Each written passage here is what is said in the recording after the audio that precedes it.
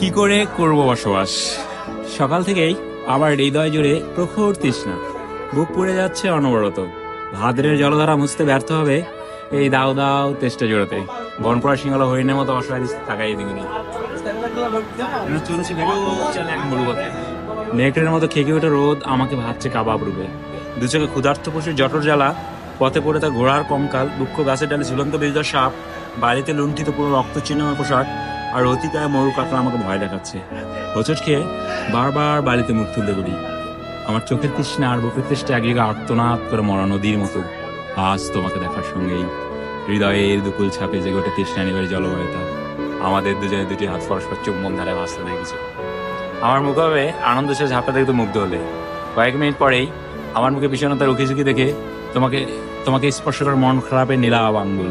তুমি আমার বিষণ্ণতার উৎস জানতে চাইলে আমি আমার অসুস্থতার কপট উচ্চারণ করি। অথচ তোমার কদিন এখানে দেখতে পাবো না ভেবেই আমার হৃদয় ধুলোয় লুটে গেছে আহত দোয়েলের মতো। তোমাকে আবার দেখার জন্য নিরুপায় হয়ে আমাকে অপেক্ষা করতে হবে আরো 7 দিন।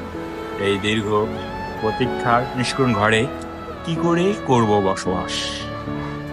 সুন্দর ভাই, তাহলে